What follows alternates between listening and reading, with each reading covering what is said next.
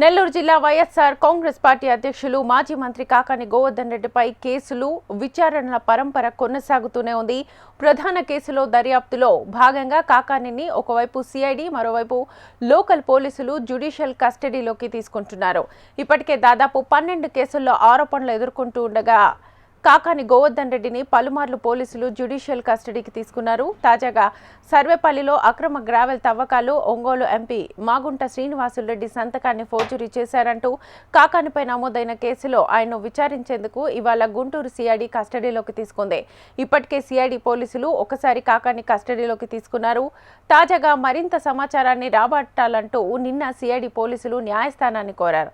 అందుకు court అనుమతించడంతో Nellore central జైల్లో ఉన్న కాకాని గోవర్ధన్ రెడ్డిని పోలీసులు కస్టడీలోకి తీసుకున్నారు. 2 రోజుల పాటు ఆయన్ను సిఐడి పోలీసులు విచారించనున్నారు.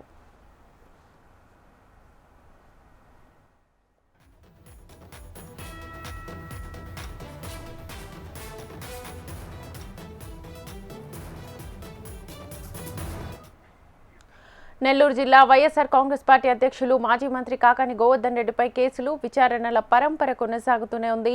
ప్రధాన కేసులో దర్యాప్తులో భాగంగా కాకానిని ఒకవైపు సిఐడి మరోవైపు లోకల్ పోలీసులు జ్యుడిషియల్ కస్టడీలోకి తీసుకుంటున్నారు. ఇదే అంశానికి సంబంధించి ఫుల్ డీటెయిల్స్ మా ప్రతినిధి నరసింహ అందిస్తారు. నరసింహ,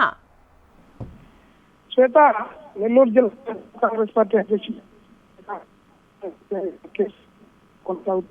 తాజాగా గుంటూరు జిల్లా అదే డిఎస్పీ ఆంజనేయులు సారథ్యంలో ఇవాళ ఆయన పీటీ వారెంట్ పైన జ్యుడిషియల్ కస్టడీలో తీసుకున్నారు.